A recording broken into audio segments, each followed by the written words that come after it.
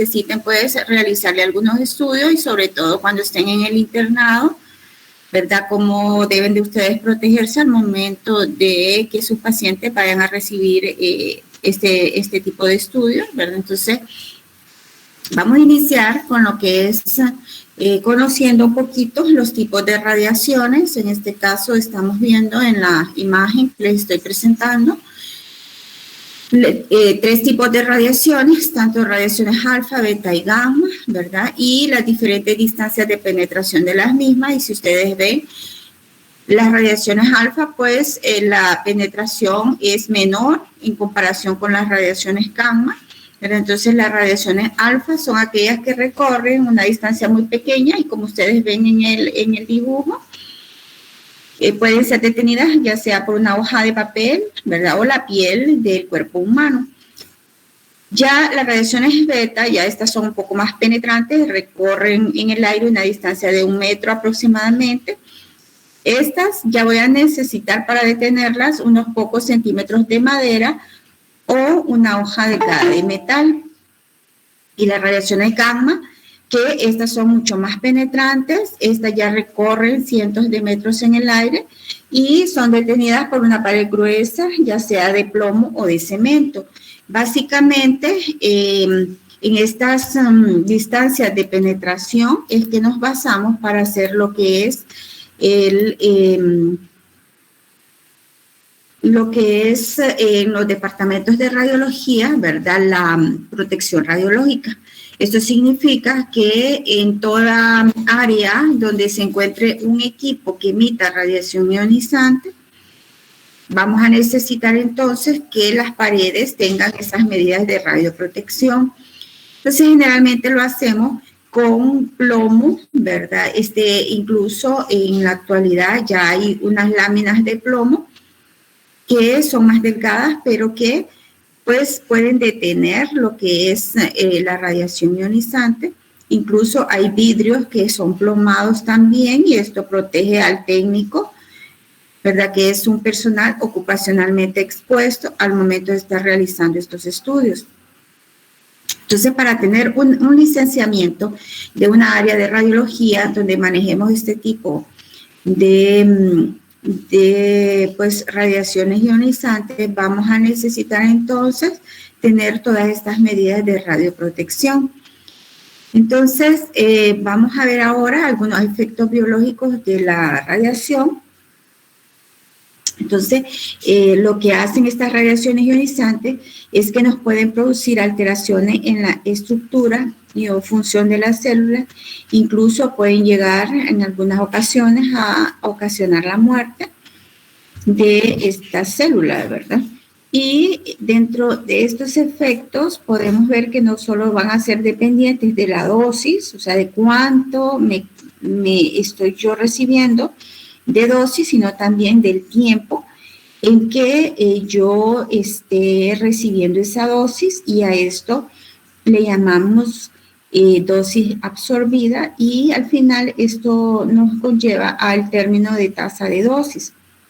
Entonces, esta tasa de dosis va a depender de la cantidad de radiación que yo estoy recibiendo y de cuánto tiempo yo estuve recibiendo esa dosis. Generalmente, todas las personas que trabajamos en estas áreas de radiología tenemos que tener pues unos dosímetros. Esos dosímetros son unos aparatitos que nos miden cuánta cantidad de radiación recibimos, ¿verdad? Y eso se lee, ¿verdad?, todos los meses. Y dependiendo de la cantidad de radiación, así pues se hace ese conteo, ¿verdad? Y dependiendo de lo que salga en esa cuantificación, así se van a tomar algunas medidas si es que hay alguna persona ocupacionalmente expuesto que tenga una tasa de dosis muy elevada, no permisible para el personal ocupacionalmente expuesto. Significa que hay estándares internacionales de cuánta dosis yo puedo recibir y es permitida, ¿verdad?, por ser un personal ocupacionalmente expuesto. Dentro de algunas preguntas que nosotros nos hacemos cuando hablamos de radioprotección, es dañina la radiación que se utiliza en radiología diagnóstica. Sí, ¿verdad? Entonces puede producirnos dos tipos de efectos que los vamos a clasificar tanto en estocásticos como en determinísticos. Los efectos estocásticos son aquellos en que aumenta la probabilidad de que se presenten a medida que aumenta la exposición a la radiación. En estos efectos estocásticos no vamos a ver un umbral de dosis conocido. Significa que van a haber personas a las cuales le va a dar ese efecto con una dosis menor y van a haber otras personas que va a variar la dosis para la producción de este mismo efecto. O sea que no existe una dosis estándar que yo pueda decir que eso me va a producir este tipo de efectos estocásticos.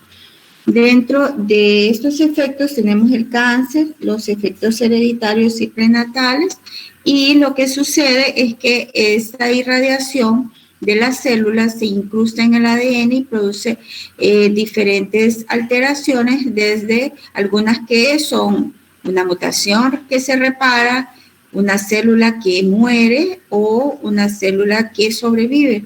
Entonces, eso se incorpora en el ADN.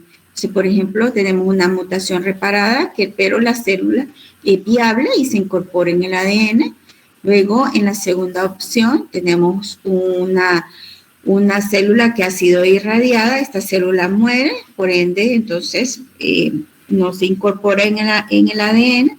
Y luego tenemos la tercera, que es una célula que sobrevive, pero está mutada y se incorpora pues en el ADN, produciendo pues lo que son los efectos estocásticos. Entonces, cuando lo irradiamos, la primera posibilidad es que esa mutación se repare y no haya ningún problema. La segunda es que la célula muera, ¿verdad? Y la tercera, que es la que nos preocupa, porque esta es que yo irradio esa célula, esta sobrevive, pero ya está alterada y ese me produce pues estos efectos estocásticos. Cuando hablamos de estos efectos estocásticos, entonces tenemos que la curva va a ser lineal y ascendente. Tenemos la probabilidad y la dosis y vemos que esta curva va ascendiendo en forma lineal. ¿Qué significa? Que yo puedo tener estos efectos con dosis mínimas, con dosis intermedia o con altas dosis, pero no voy a tener una cuantificación exacta de dónde o en qué cantidad de radiación me va a producir ese efecto, ¿verdad? Esta es una de las características de este tipo de efectos estocásticos. Dentro de los efectos determinísticos, aquí sí existe una dosis de radiación umbral, ¿verdad? Por ejemplo, en el eritema transitorio, la dosis que me lo va a producir es de 2 a 3 Gray. El Gray es la unidad de dosis absorbida. También se puede medir no solo en Gray, sino que en joules de energía absorbido por kilo de tejido, ¿verdad? Y estas son las unidades de medición de lo que es la radiación. Y dentro de los ejemplos, ¿verdad? Tenemos el eritema, depilación, descamación, cataratas, fibrosis y daño hematopoyético. Entonces, todos estos vamos a tener una dosis ya conocida donde yo voy a saber que esa dosis me ha dado pues este efecto determinístico. Entonces, aquí tenemos algunos, ¿verdad? Cómo se irradia la célula, algunas las células pueden morir, otros pueden condicionar pues estos efectos determinísticos que pueden ver ustedes, que pueden ir desde úlceras, quemaduras, daños orgánicos, como este paciente que prácticamente está alterado todo su cuerpo, ¿verdad? Y en estos, cuando son daños orgánicos muy importantes o severos o que afecta gran parte del cuerpo, puede producir incluso la muerte de estos pacientes. Entonces, en los efectos determinísticos, la curva ya cambia, diferente a la de los estocásticos. Aquí tenemos que la curva es ascendente y luego hace una meseta, donde en esta meseta el 100% de esa dosis me van a producir estos efectos, porque yo ya voy a conocer la dosis absorbida en la cual me va a producir este efecto determinístico. Otra de las preguntas que es importante hacernos es que los trabajadores de los hospitales corren el riesgo de recibir una exposición que produzca un efecto determinístico. Generalmente no, ¿verdad? Cuanto mucho puede recibir una pequeña exposición a la radiación. Esto se debe a en el tubo de rayos X, ¿verdad? Cuando está dentro del aparataje de la máquina, ¿verdad? Hay una ventanita donde ahí sale una radiación dispersa.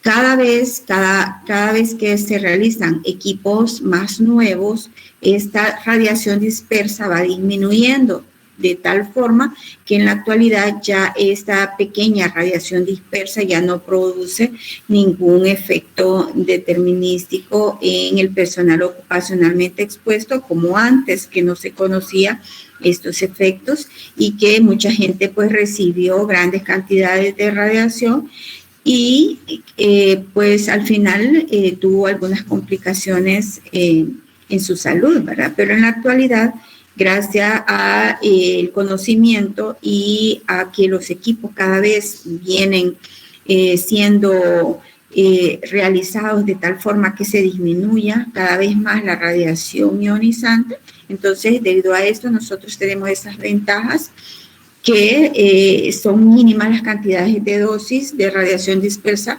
que nos pueden, que salen, ¿verdad?, cuando realizamos este tipo de estudios. ¿Verdad? Por eso que ustedes ahora van a ver que ninguno de los técnicos, por muchos estudios que realicen, van a presentar este tipo de efectos. Uno, porque la radiación dispersa ha disminuido significativamente y cada vez va en mayor disminución.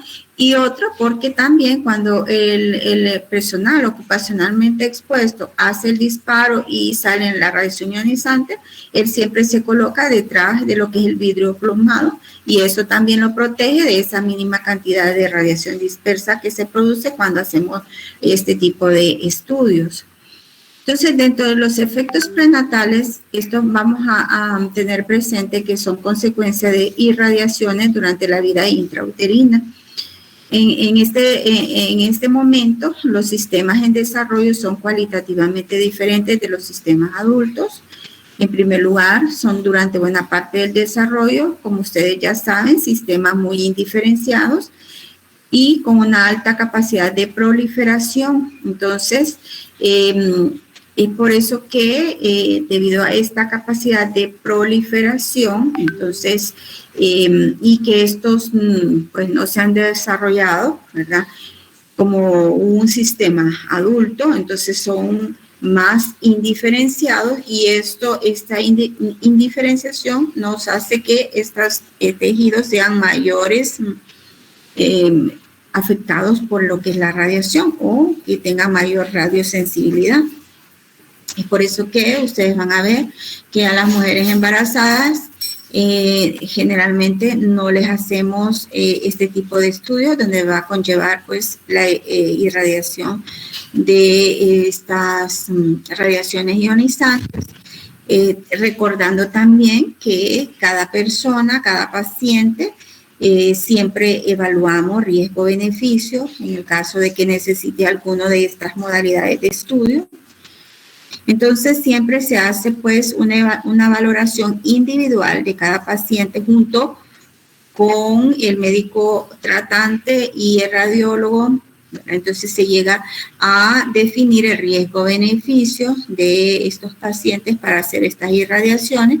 Hemos tenido ya pacientes en las cuales hemos tenido que hacer ya sea una rayos X o hemos tenido que hacer una tomografía, pero en conjunto se ha valorado el riesgo-beneficio y se ha visto que es mayor el beneficio que el riesgo para la realización del estudio, pero solo en estos casos, ocasionalmente, es que podemos hacer esa salvedad.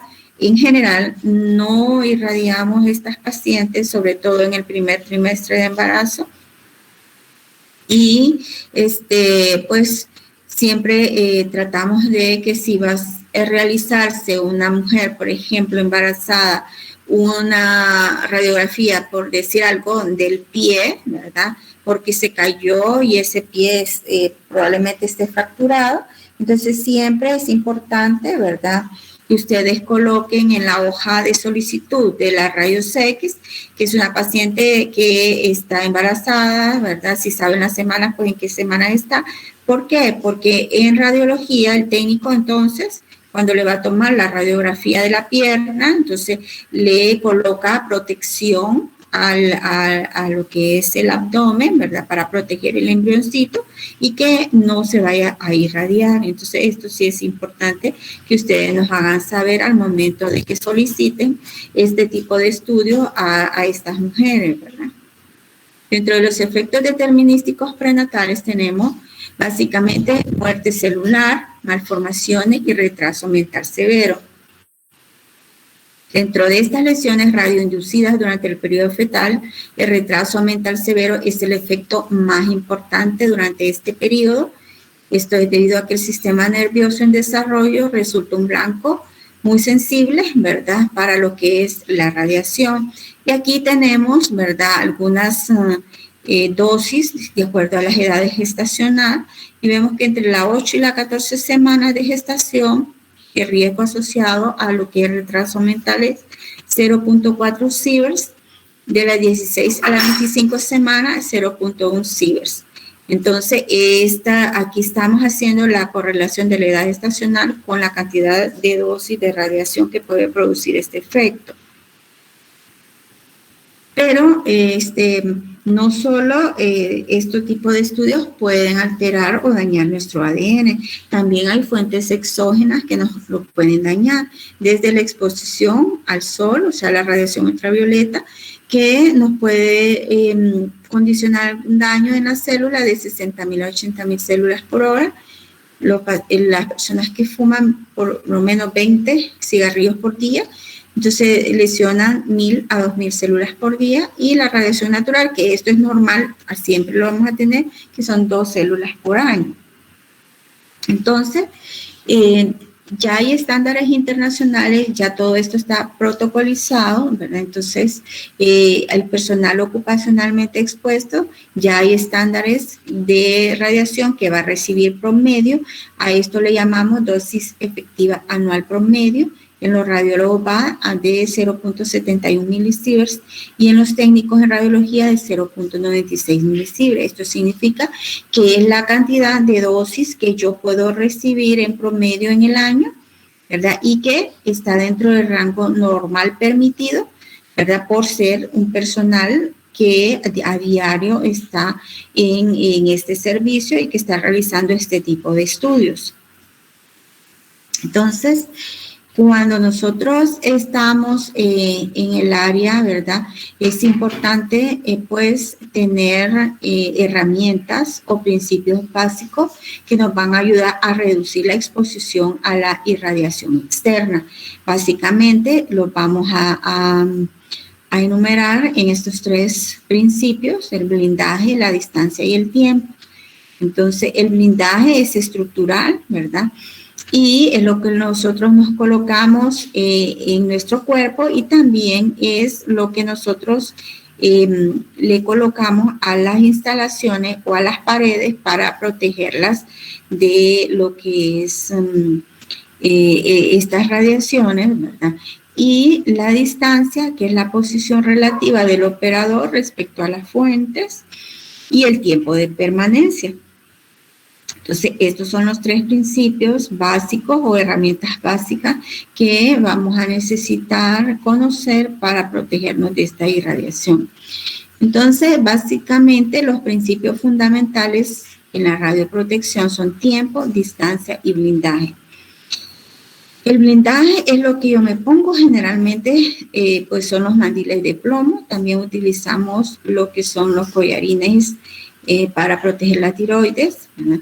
Entonces, lo que hacemos con el tiempo es que tratamos de minimizar el tiempo de exposición, ¿verdad? En la distancia, maximizamos la distancia entre uno y la fuente de radiación. Y en el blindaje aprovechamos los escudos protectores, o sea, los mandiles de plomo.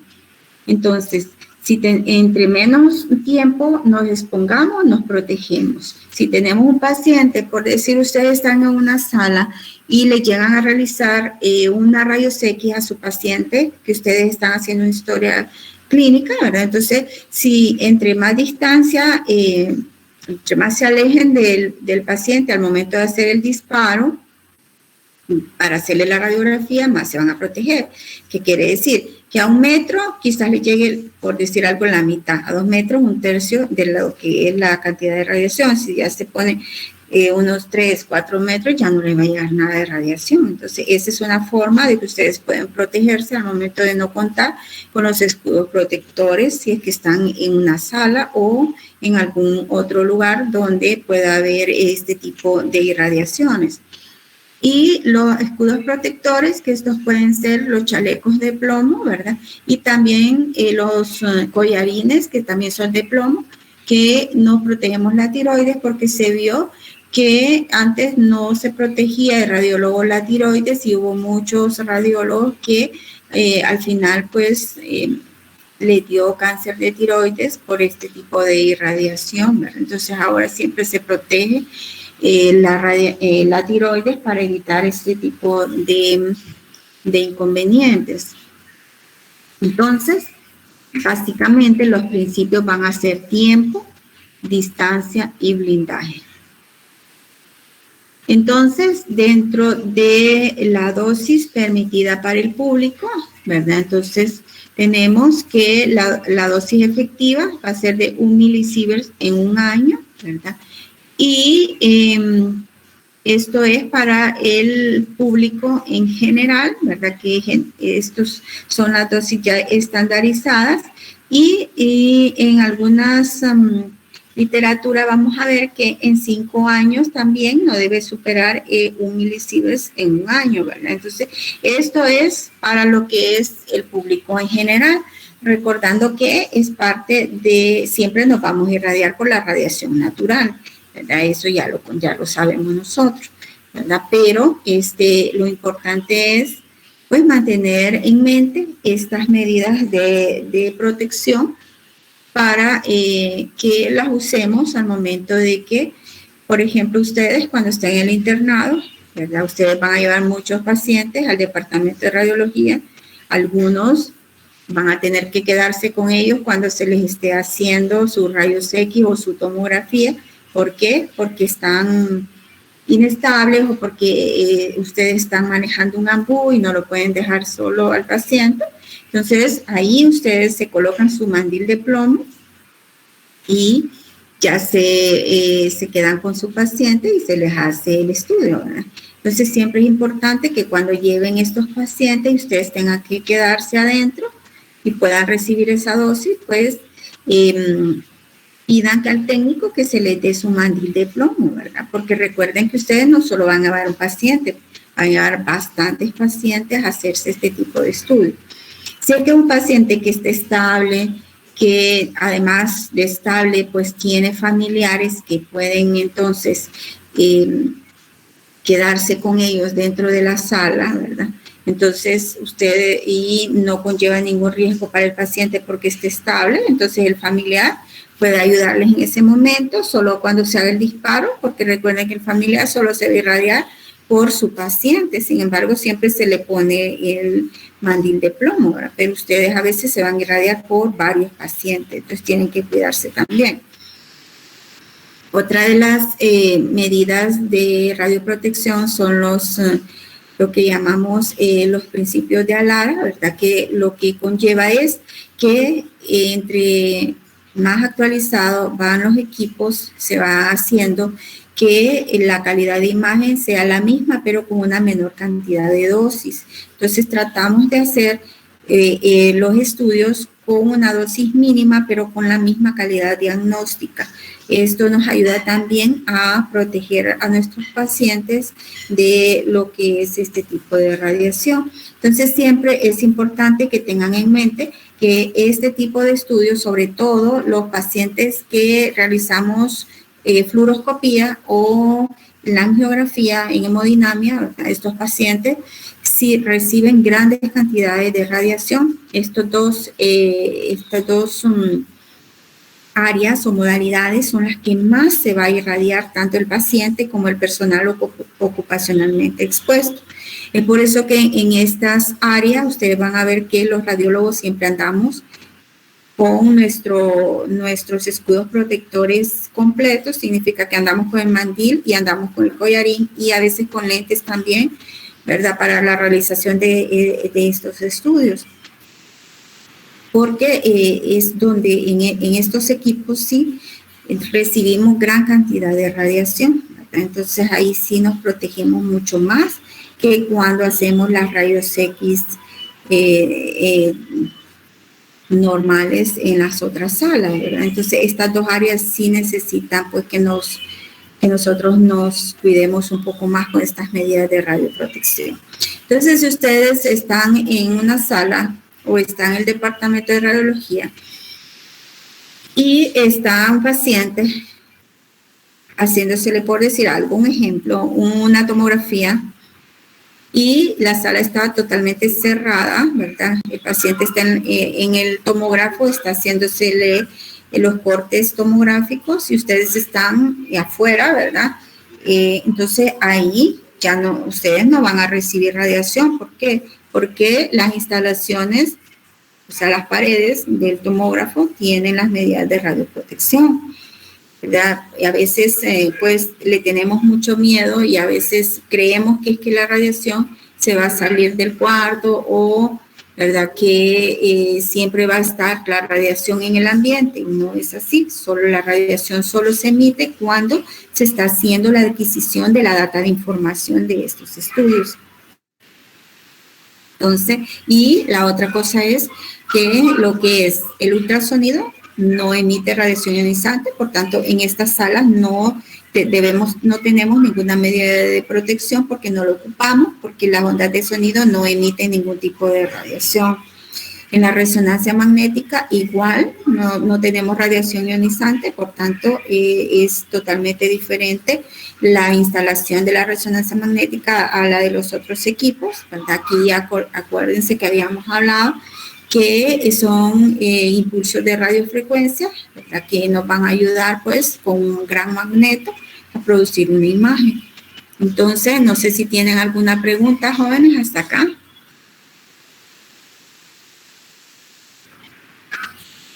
No, doctora. Bueno, entonces nos vamos a... Diga. ¿Podría repetir cuáles son las áreas en las que más se recibe radiación? En la modalidad de fluoroscopía y en la modalidad de angiografía. Sí. Gracias. Para servirle, Loida. Entonces, nos quedamos aquí, jóvenes. Buenas noches. Gracias, doctora. Gracias, doctora. Buenas noches, doctora. Gracias, doctora. Buenas noches, jóvenes. Buenas noches. Buenas